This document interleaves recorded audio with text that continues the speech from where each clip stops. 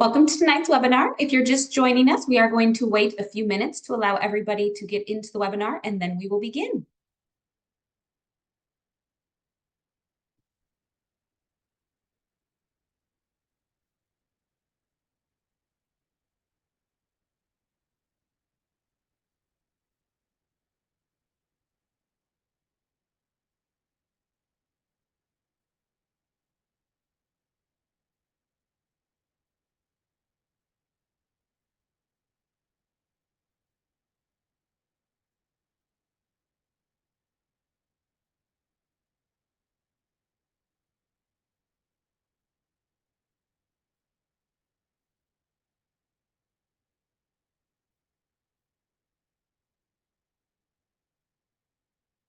All right, we will go ahead and get started. Welcome to tonight's webinar on Senior Decision Day, the final steps for seniors before graduation.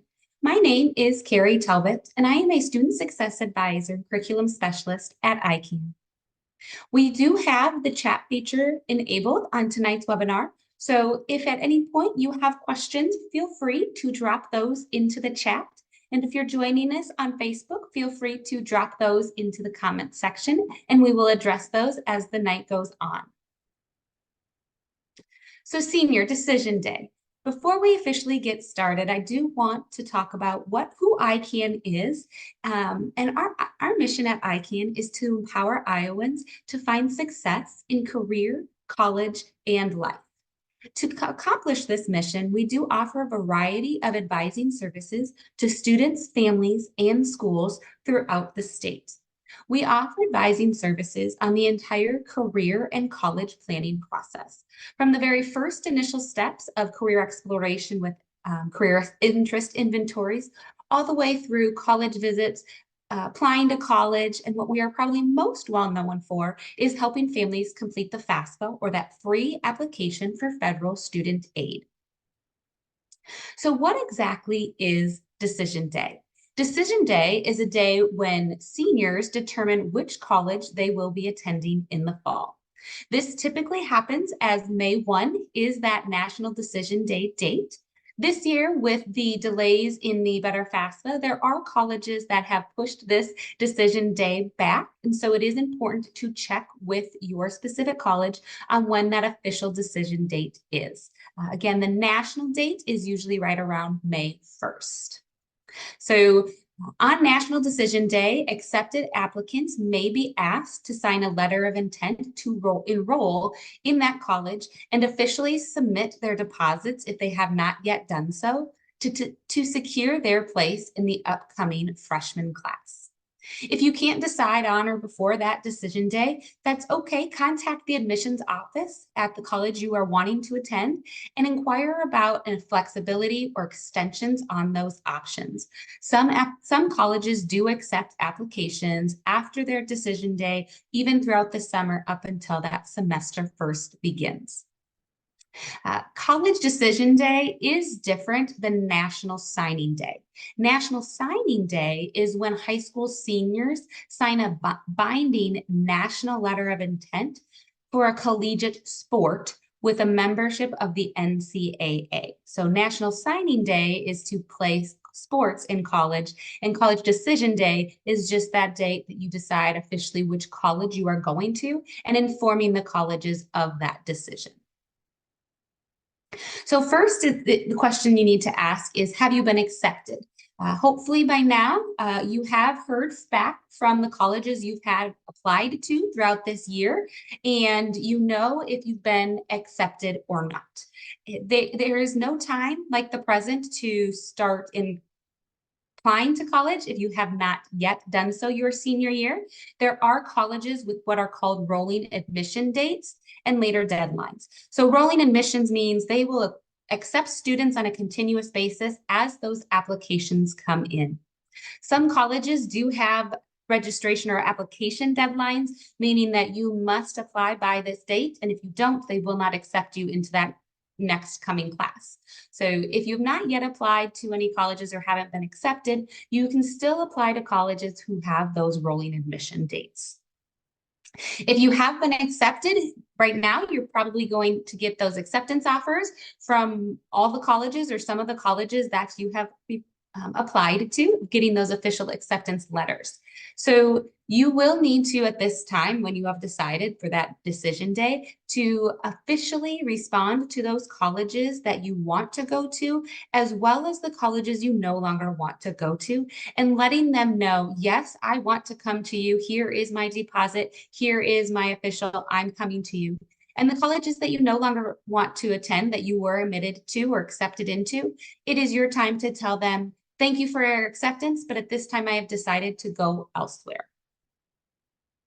You might have been waitlisted. Waitlisted means that you may have met the necessary qualifications to be admitted into that college, but for whatever reason, the admissions office cannot accept or cannot offer you an acceptance at this time.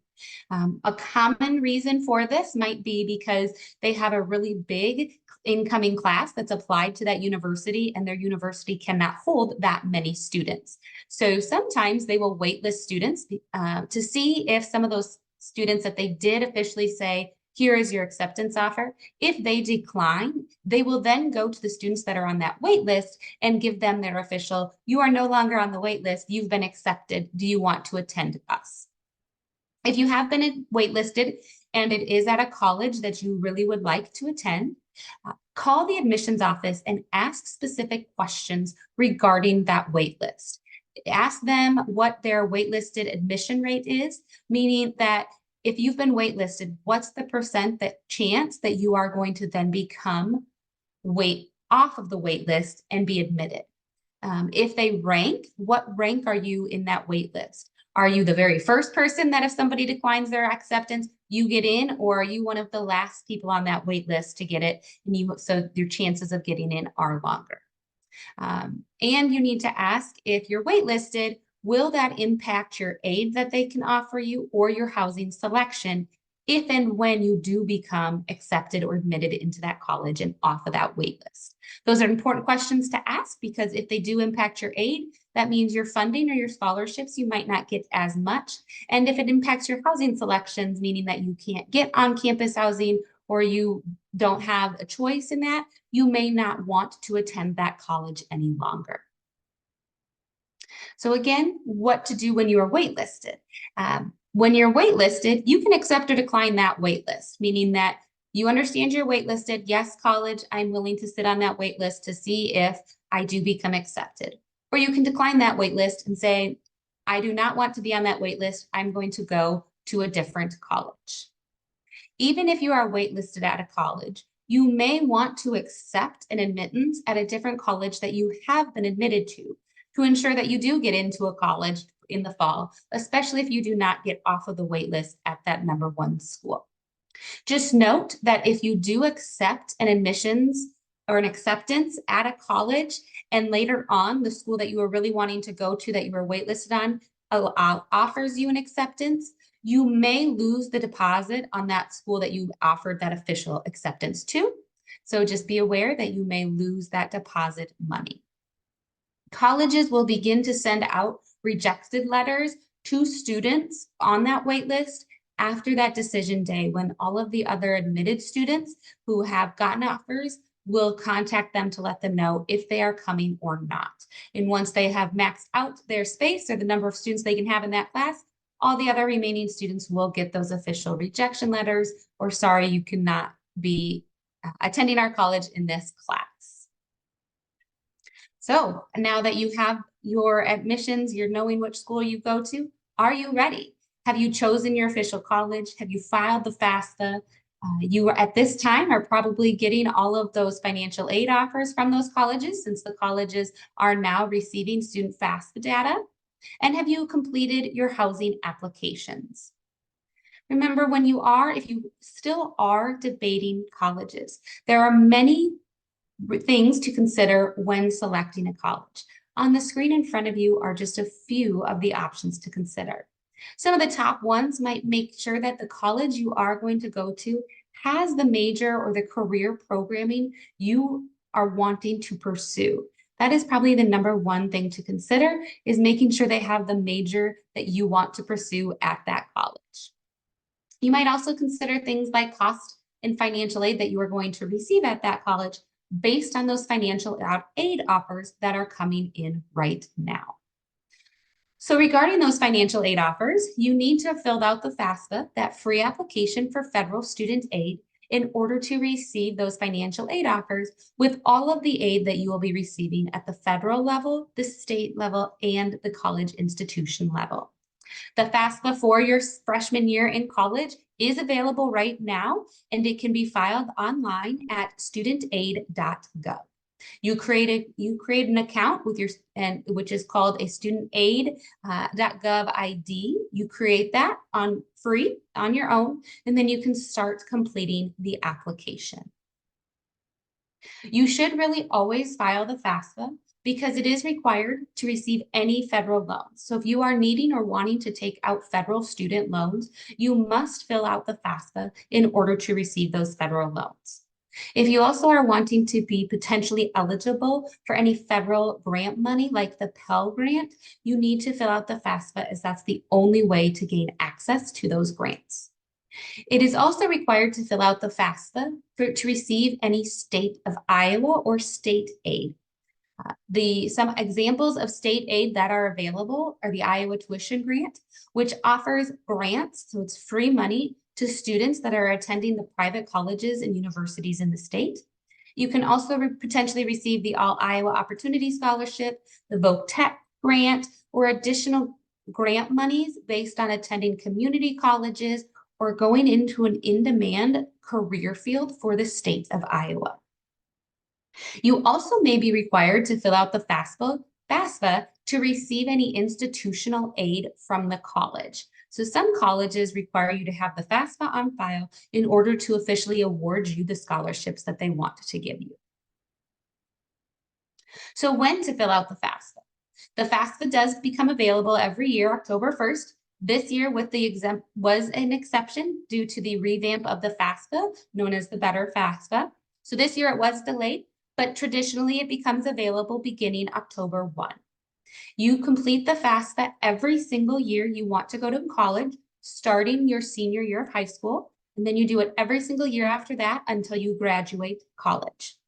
Each school has their own priority date. This is the date that is recommended to file your FAFSA by. It is not a deadline date, but it is a recommended date to be eligible for the most amount of money and to get that financial aid.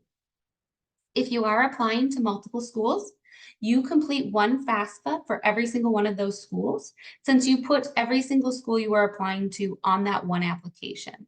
So you would use the earliest priority date for those schools. If you did apply to more than one school, you are probably now receiving financial aid offers from all of the schools that you've been applied to and you've been admitted and accepted into. So by now, you might be getting those financial aid offers like I've talked about. And so you are only going to get those if you filled out the FAFSA application and sent it to the colleges you've applied to, and you have applied to the colleges and have been admitted to those colleges. You don't have to accept your acceptance yet at those colleges to receive your financial aid offer, but you do have to be an admitted student that they've had to say, yes, you can come here. So these packages, these offers are usually sent electronically to the student's email. That email, in the body of that email, it's not going to outline all of the money you've received. You will need to log into your student portal at the college, and then it will let you know how much money you have received in grants and scholarships, which are free monies, and then the loans, which you'd have to pay back, and then any work study opportunities that you have been given. It is important to look over these financial aid packages and respond to any items if necessary. Many colleges will not release any monies, even your scholarships, your free money, until you've acknowledged these financial aid offers and that you've looked at them. You will see on all of your financial aid offers those federal student loans, and you might even see a Federal Plus Parent Loan, which means a loan that the parents can take out from the federal government. You will see on those financial aid offers that you will need to accept or decline that loan money. So you need to make sure you decide if you want that loan money and either accept it or decline it. As a reminder, you can decline a portion of that loan. So on the example on the screen in front of you, it says that they have a federal Stafford loan for $5,500. You can say, I want that loan, but maybe you only want $3,000 of that loan because the rest of your grants and scholarships cover the remaining costs. So you can reduce.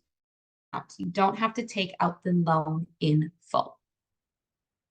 Again, these offers are going to be emailed electronically to the students. So it's important that the students are checking their emails, their personal emails, and even the college emails as well that they have established. So a little quick review on financial aid offers. When you are looking at these financial aid offers, you will see, I'll go back here, that you will have cost of attendance broken up into direct costs and indirect costs. When you are looking at your financial aid offer and determining if you need to take out any student loans, it's recommended that you look at your direct costs only, since those are billed directly to you from the college and must be paid. The indirect costs that are reflected in that cost of attendance on these financial aid offers are estimated expenses from that college based on averages. These are not billed by the college, and you do not have to pay the college for these expenses.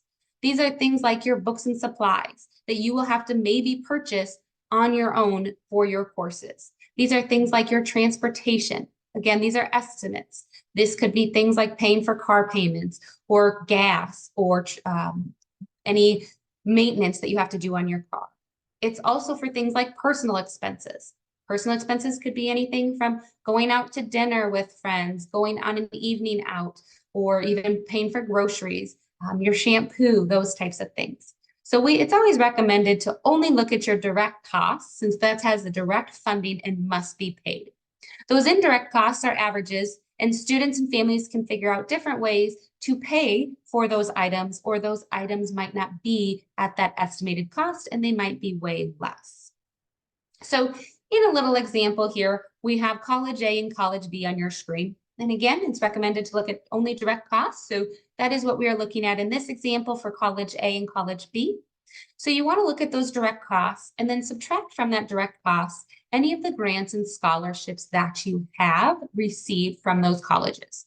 Again, those grants and scholarships are the free monies that you do not have to pay back. So always take those monies when you get offered that money. The remaining balance is what you may need to cover through student loans or through other means of funding. So you can then decide if you are going to take out a loan based on that remaining cost, or if you have any savings or education savings accounts like 529s to help fund that remaining cost of tuition and fees. Next is your housing applications. It is important to know and to fill out these housing applications. These usually have application deadlines, and so it's important to plan and file early for your housing applications. Many times, this is an online application where you can look at your housing applications and fill out your application forms, and you can take part in these during some college visits or orientation if needed. Your housing application is, in essence, your time to select what dorm or apartment or housing that you would like to live in for on-campus housing. This is for students who plan to live on campus. So you may not get your first or second pick when it comes to that housing application. If it's your first or second pick, if it's the brand new dorm on campus that's just been renovated, everybody is probably going to want that dorm room or that building. And so the seniors in that campus all the way down to the freshmen might also want that building. And there are only so many slots within each dorm. So you may not get that as a freshman going into college, since usually they put their housing applications in a priority or a seniority form, and they might even do it on a first come, first serve basis per class as well. Things to decide when looking at your housing application. Do you want to have a roommate? Do you want to have a single room? Do you want to live in a double or a quad, meaning 4 people are living in one area together? Do you want to have an apartment style housing if they offer that? Do you want to be off campus? So throughout that application, it's going to ask you these types of questions to figure out the style of housing you want. You may also be asked to fill out questions about you, your personality, your study habits, as they are going to match you with a roommate. You may not get to select your roommate. There might be a spot on that application to say, if you have a preference in roommate. So if you and somebody you know are going to that college, you both can put your names on there, and hopefully then that means they will match you two together. But if you don't know anybody going to your college, they are going to match you with a certain roommate. So they are going to maybe ask you some questions about you, your personality, your study habits, your interests, to try to find a roommate that will be a good match or a good pair for you so you can have a good experience in that dorm room. So it is important to fill out these applications in a timely manner to ensure that you get the housing you would potentially want. When you fill out your housing applications, you usually are required to submit some form of deposit. This deposit may or may not be refundable. Some colleges use their housing deposit as their official, your intention is to come to them. So some colleges say if you've paid for your housing deposit, you've in essence accepted your admissions and you're coming to us in the fall. So just make sure you have that you understand that. When you're filling this application out, it's important to fill it out yourself and to be honest. As you can imagine, if you are getting matched with a roommate, you want to be as honest as possible so that your housing experience in that dorm room is one that you enjoy and you're going to be spending a lot of time in that room with that individual. Not all residence halls cost the same. Like when I mentioned, it might be a brand new dorm on that campus, a renovated dorm. That dorm room might now have a higher fee than an older building on that campus.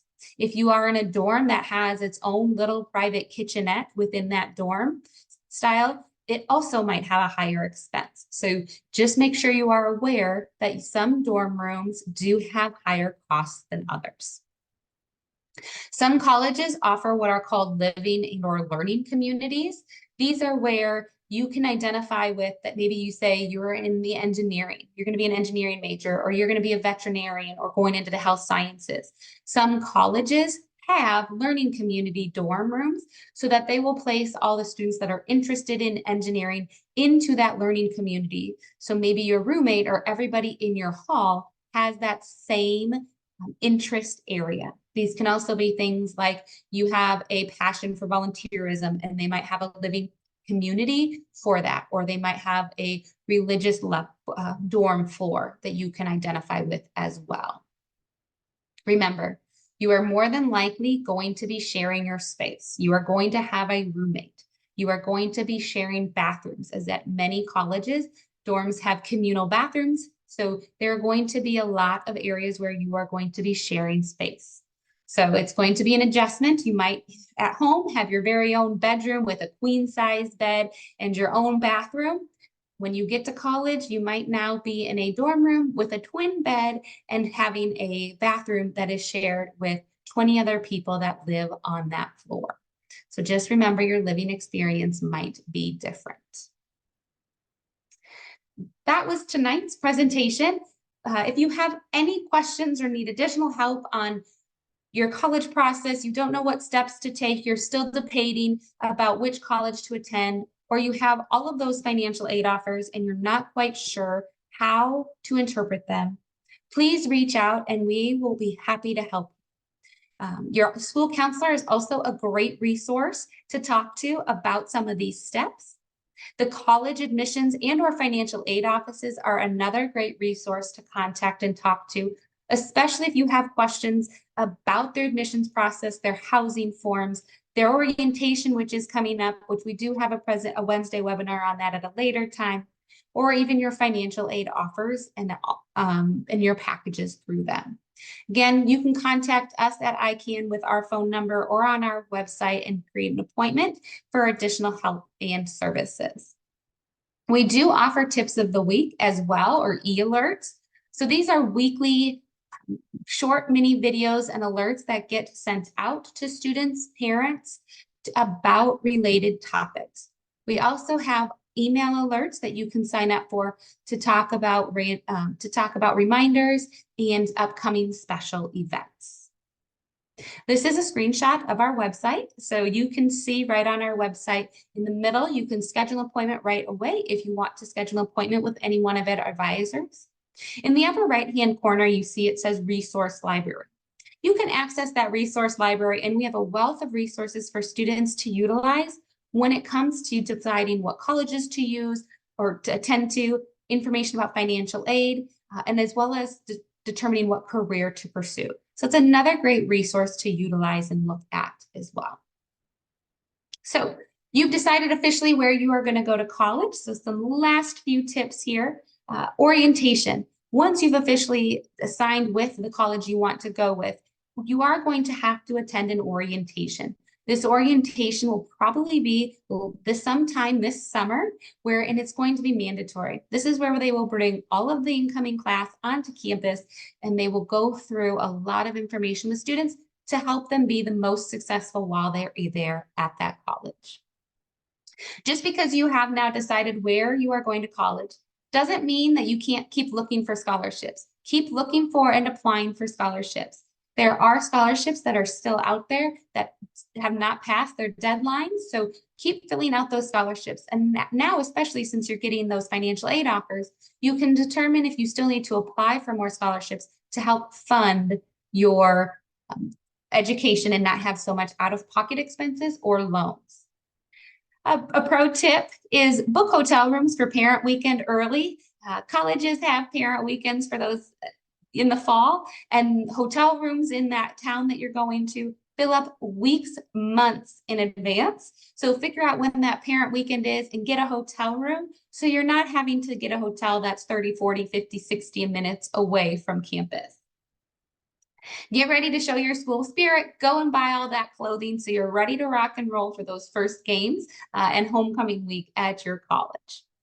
Once you get notified of your roommate and who that is, contact your roommate, introduce yourselves if you don't know each other, share your contact information about the best way to meet with each other and contact each other, and then start deciding how you're going to set up your dorm. Start with a plan. Split up who is going to get the big expenses if you're wanting a TV in your dorm room, if you're wanting any of those additional bigger expenses, who's going to provide what? Are you going to have a futon in your room or a couch? Who is going to provide that? You both don't need to bring a computer, and you don't both need to bring couches. In fact, you probably won't have room in your dorm rooms for 2 couches or TVs as well. So make sure you talk with your roommate and coordinate who's bringing what so you have exactly what you need when to go. And lastly, enjoy. College is going to be a great time, so make sure you enjoy your college, get a great education, and get involved. Again, that is tonight's presentation, so please feel free to contact us if you need anything. Otherwise, have a great rest of your night.